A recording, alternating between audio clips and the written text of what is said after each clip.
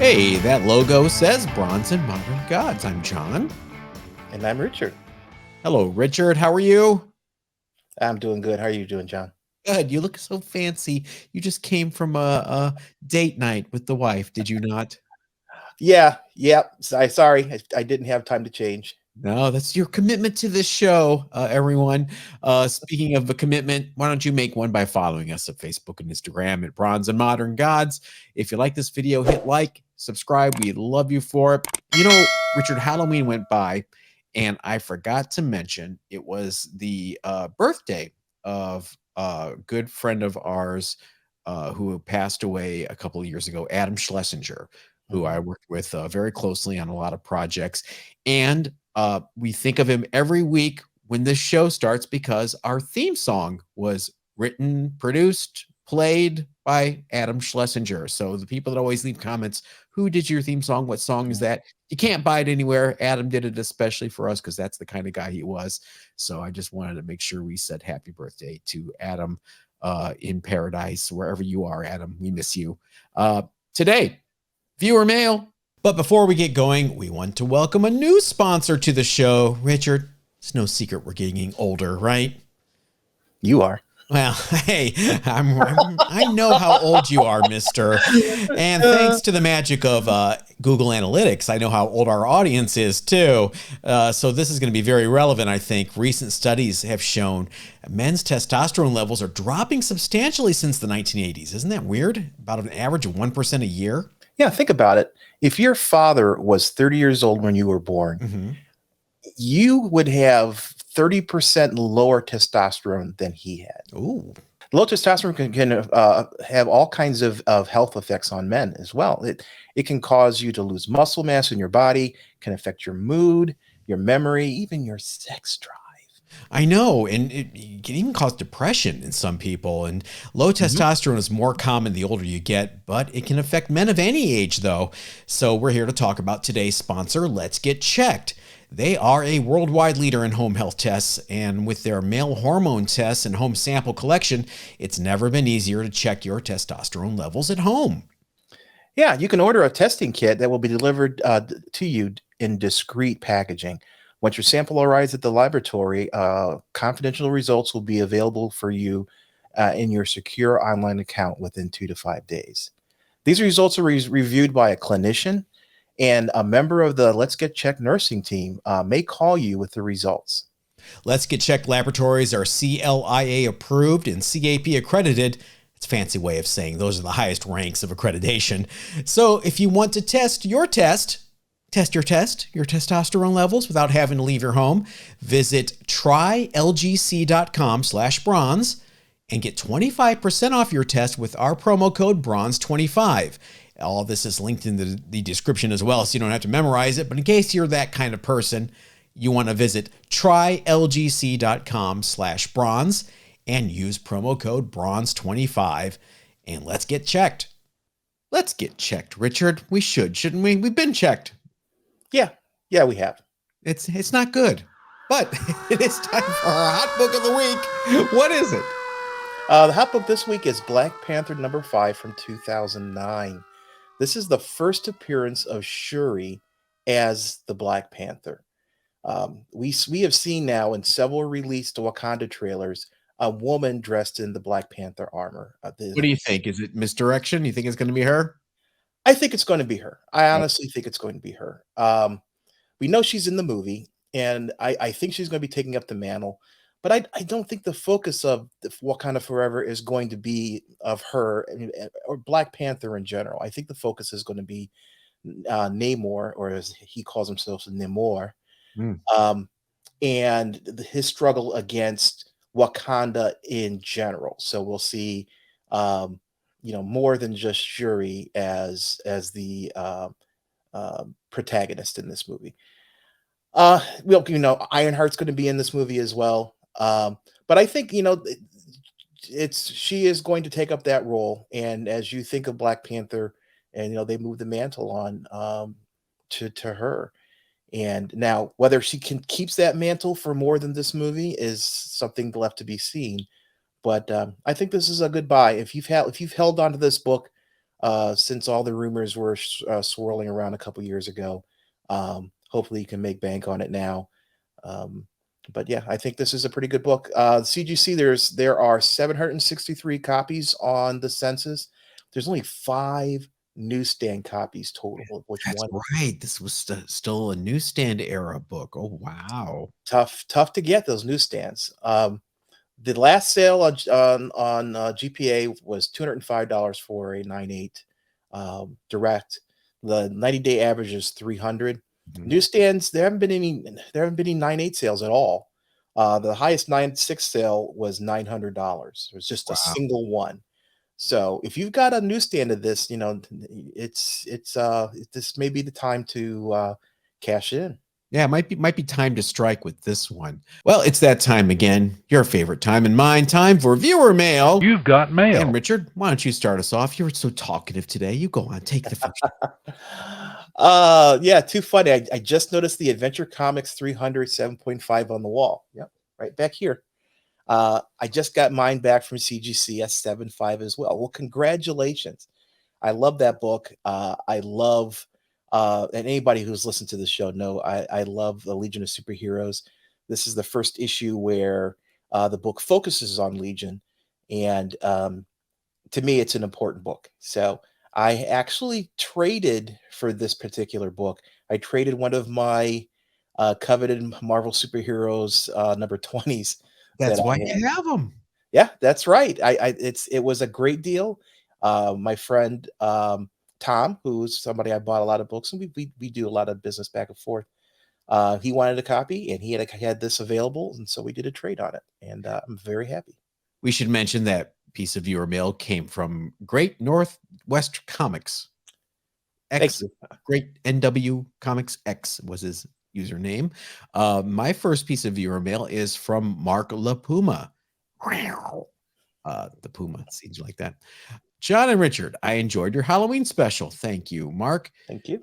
In regards to the comment about DC Comics, I think now is as good as time as any to be buying and upgrading the DC collection.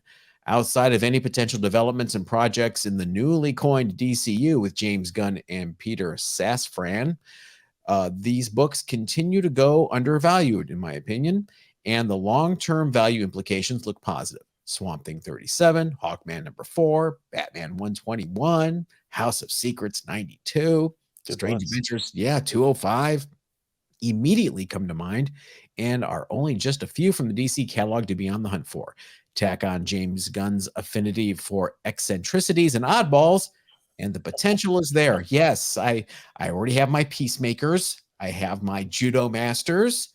I like the Charlton ones. I want to see some more Charlton oddballs come up.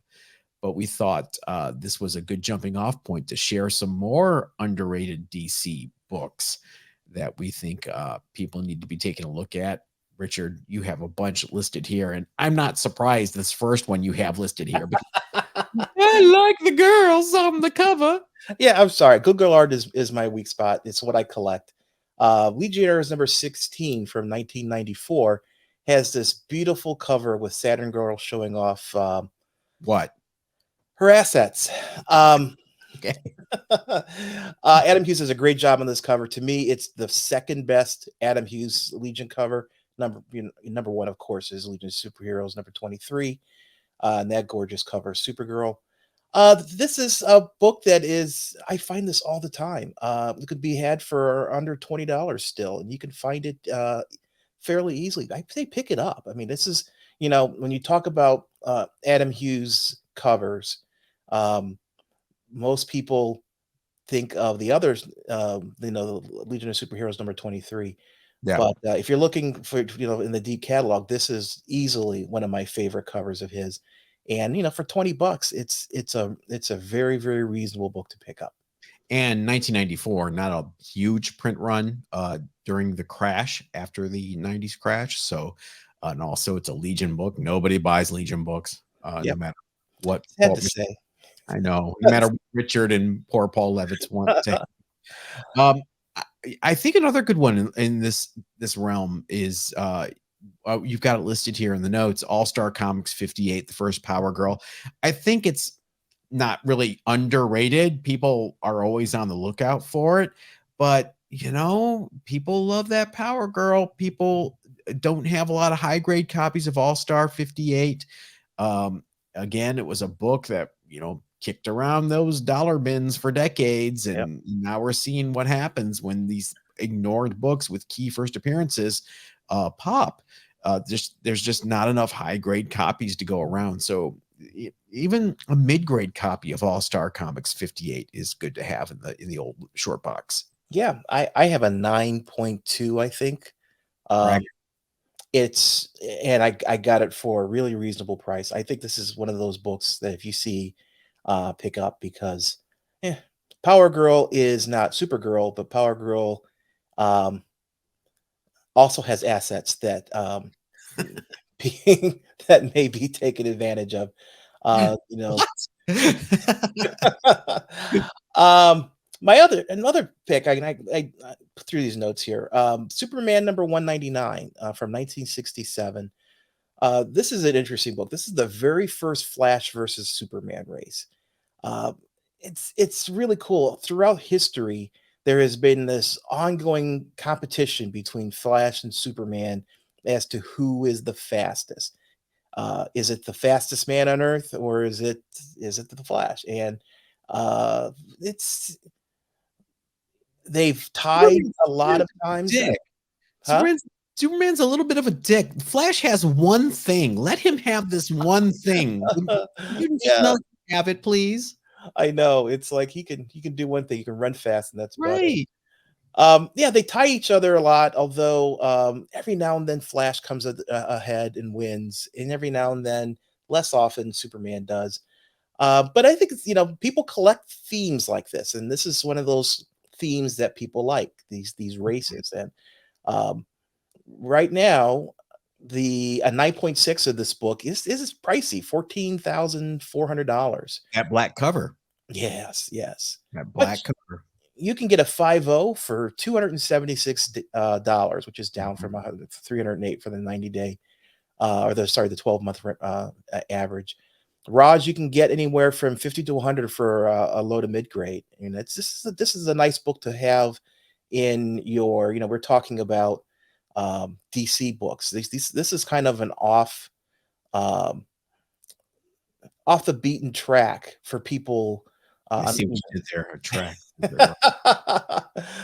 I like this book. This is a nice Silver Age book that is still affordable in most grades, and is a nice theme book. Classic cover. Think of how many statues have been done based around this and digital collectibles from certain companies. So yeah, I think that's a really good pick. You might as well read your next piece of viewer mail because it ties right into this. Sure does. This is from Ben Ellison. So, what are the top DC Silver Age keys you might invest in? Okay, so this is I took my picks from a recent movie that just came out, which was Black Adam. Did you see it? Yes, I did. And I liked it. okay, It do we talk about this? We haven't uh, talked about this yet, have we? maybe we haven't. Oh. I thought it was, you know, people, people. I think Uh-oh.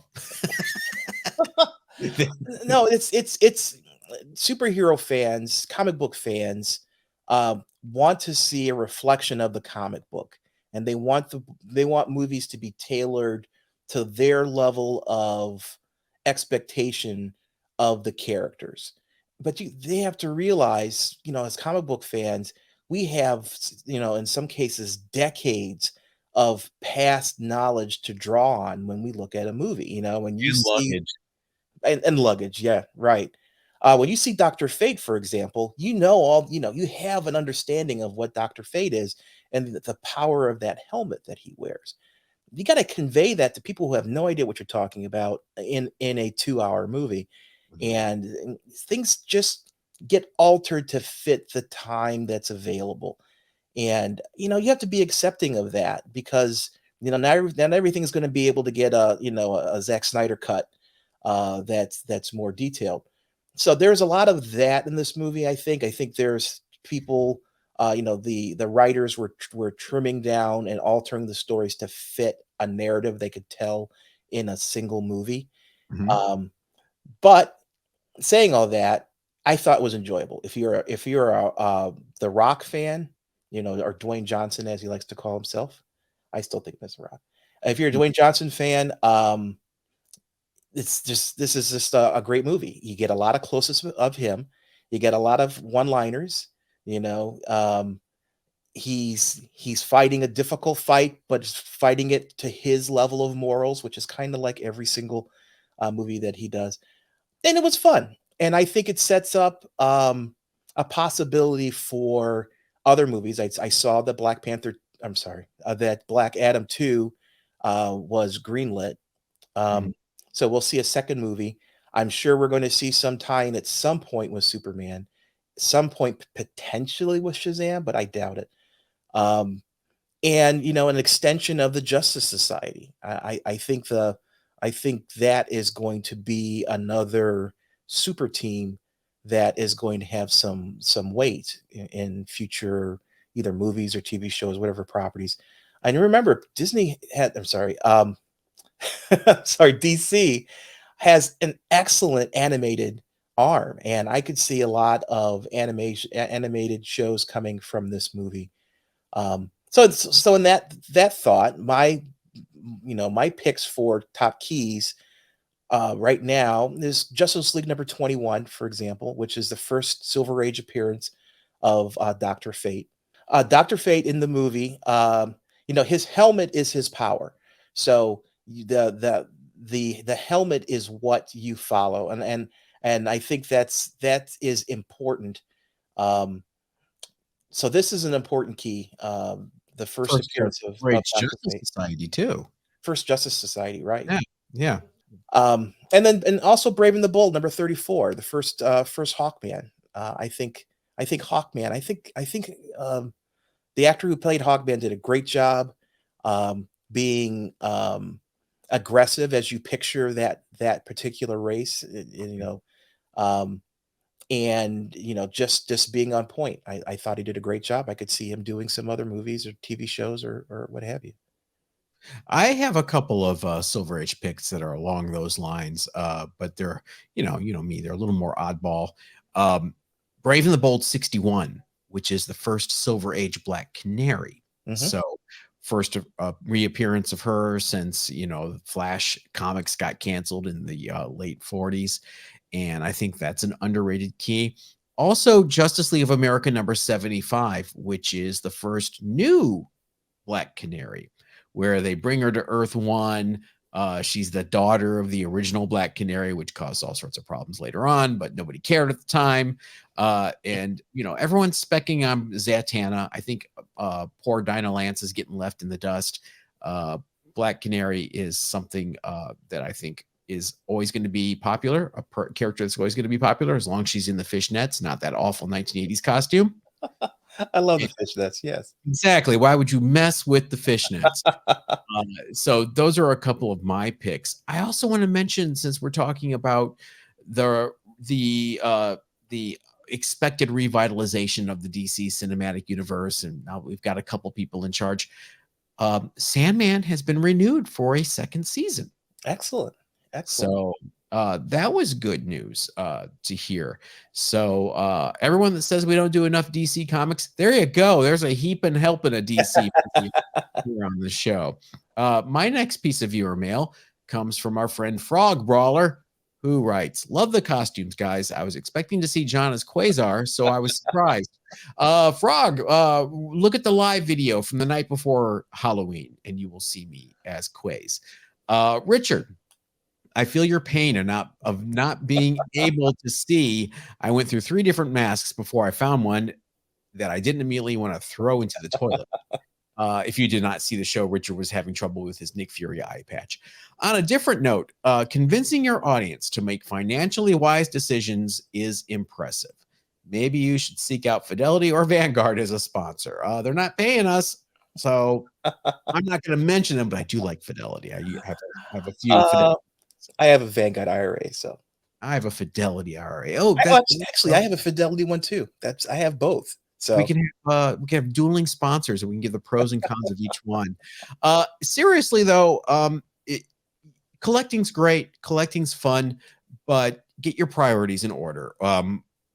All of us are adults here. If you are 18 years or older and you watch this on YouTube or you listen to this podcast, you know better. People first, then debts, then comics. How's that? yeah, I totally agree. Totally So agree. You'll sleep better. you Let's put it will. that way.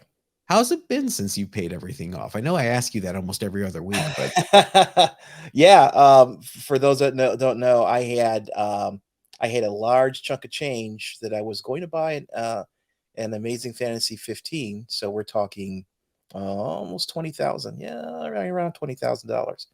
And I just couldn't do it. Couldn't pull the trigger because I had a significant amount of debt that was just sitting there.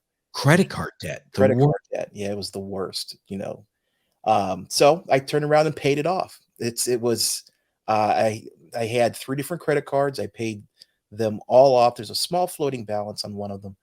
But Why? yeah, paid it all off. My credit score went up 35 points. Um, and No, it's a wonderful feeling. I can look at those credit cards and see a zero balance and not worry about it. So it's definitely an empowering feeling. I will say the floating balance is okay to have because that means you're still showing that you use credit, Right. which doesn't really knock your FICO, but get rid of that one too after a few months. There's no reason to have that floating balance. It is a I don't I'm want to turn this into a financial show, but yeah, I understand. What I actually did was I got a 0% interest transfer. don't fall for it. Pay it off. Oh, no, no, no, I know. Okay. But I transferred the balance of my other cards to this one card Hmm. so that I have just this one card with a 0% interest on it for the next 12 months. So I'll have it paid off before then. You better, because what happens if you don't, not only does the interest start accruing, but it accrues for the previous 12 months. It gets added on. So that's the trap they get you in with those 0% interest. Read the fine print, people. Oh, Read it. oh, yep, yep. All right. What's your next piece of your mail? My next piece is from Hydra Collectibles. As a smaller YouTuber who tries to educate rather than speculate when it comes to comics, I totally understand you're upset with the views on your amazing interview. I myself have 5 interviews with the Turtles creator Kevin Eastman on my channel, and they aren't getting seen at all. Oh, Oh, that's terrible. Turtles are. I'm a huge fan of the Turtles. I'm a huge fan of Kevin Eastman. Um, Check out Hydra Collectibles. Check out his channel, because I can't think of a reason why not to. I've added it to my list. yeah. If you like the turtles, for sure, you see Yeah, what Kevin Eastman's up to and hear some stories. yeah, but interviews they seem to not be as in um, maybe they're not as engaging as the conversations that we have between the two of us because you know I we're think you can we're always awesome. learn something. I think you well, first of all, I've had a couple of weeks to think about it. Number one, everybody went back and watched. The view counts are more in line now. Thank you, everybody. So Thank you. I'm not so rah, rah, rah about it like I was. And I also realized somebody else in the comments made a really good point. It was a long interview and they preferred to listen to it on the audio podcasts on their way to work and commuting, because the listens on the audio version went way up for that episode. So I understand that. I also understand I don't like DC. Paul Levitz, who? You're always going to learn something from us. Okay. We will not have someone on and make it boring. We will make sure we're pretty good interviewers. We can tailor it to anyone that even has zero knowledge of the person or what they did and still make it entertaining.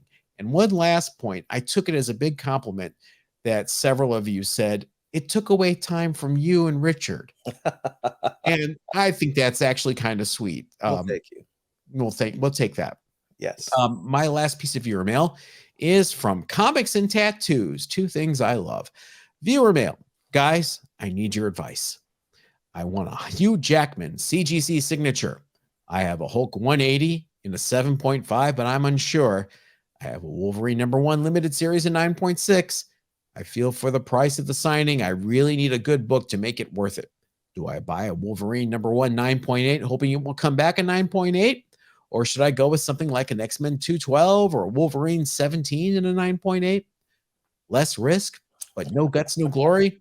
Please let me know what you think or any suggestions. All right, comics and tattoos. Here's the truth telling time. Sitting you down, I'm looking you right in the eye. Why do you want this signature? That's what's going to drive the decision here. Is it for you? Is it for your personal collection? Do you see this as being a book like Richard's Fantastic Four #5 behind him on the wall there that you will never, ever, ever get rid of, no matter what? If that is the case, go big. Don't worry about it. You're not trying to resell it. If you send a 9.8 in and it comes back a 9.6, you don't care because you're never going to sell it. So you don't worry. You know, your OCD may bug you, but it's not like you're making an investment here. If it's not the case and you're looking to flip something and sell it later, and it's like, oh, Hugh Jackman, it's a good opportunity to get something signed and really bump up the value. Send that Hulk 180. What do you think? Yeah, this is a tough one. Yeah, you're right. It all depends on what his intents are, with the book. If he's a huge Hugh Jackman fan, A huge Jackman. Sorry, go ahead. I made you snort. If you're a huge fan, it really and you're planning on keeping it, it really what you send in is not as important as sending something in to get that signature. Right. So if that's the case, and like John says, you want to keep it, send in, go big. And I would probably send in. Me personally would send in the Wolverine 1 over the Hulk 180, just because He's on the cover. He's on the cover, yeah, Yeah. and that to me is, I think, more impactful. It's got that awesome Frank Miller cover. I would go that way rather than the 180. But yeah, if it's for you, do what you want to see on the wall in 5 years. But I think Hugh Jackman, I think either one of those, I think would be, if you're doing it for a potential future sale. If Hugh stays in the MCU for more than one movie, it may be something good. You're not allowed to send it in unless your credit cards are all paid off. That's my other rule. I have plenty of rules. In fact, I have a 25-year rule. Didn't expect that, did you? I did not. That was talented. I'm impressed. Thank you. The 25-year rule for new people to this podcast is when you hit that 25 years after your childhood and nostalgia kicks in and you want to recreate your childhood. Hence the 25-year rule, where we look this year at 1997, 25 years ago. Today, Richard, your favorite series in 25-year rules, Trademark Preservation Comics. Today, we have Bug #1. Did you read Micronauts when you were a kid? Yes, I did. I had Micronauts. The Micronauts were cool. Me too. I had Micronauts, and I used to use the Space 1999 spaceship that my brother had as the Endeavor, because they never made an Endeavor for the Micronauts, so I used to use that as the Endeavor. And they didn't have a Commander Ran. I guess he was supposed to be Time Traveler. So I would use a generic Time Traveler Micronaut to be Commander Ran. There was no Marionette. Where's Marionette? So Bug. Here's the thing about Bug and the Micronauts. Micronauts had characters that were licensed from Hasbro, I believe. I believe it was Hasbro. I think so, yeah. Mm-hmm. Yeah. And they also had original characters that Marvel owned. Marionette is an original character that Marvel owns.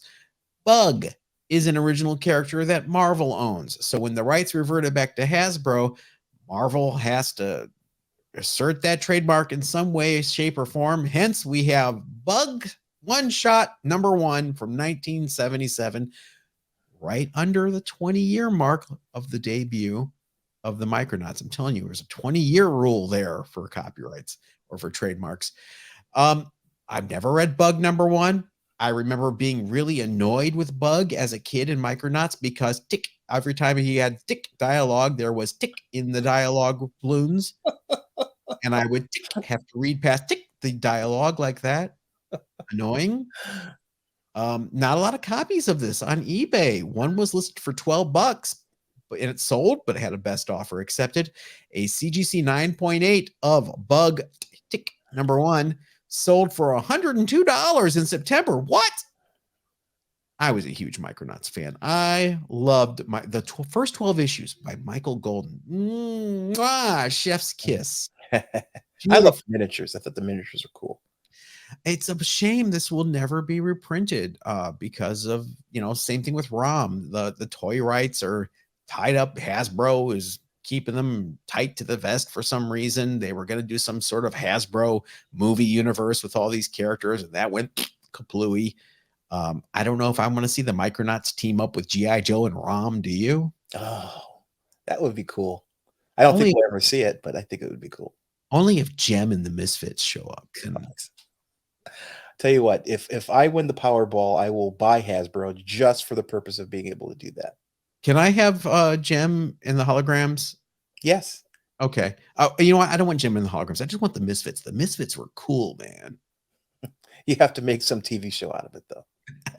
The Misfits would be the heroes instead of the villains. Hey, underrated books of the week. Richard, what do you got? My choice this week is Planet Comics #2.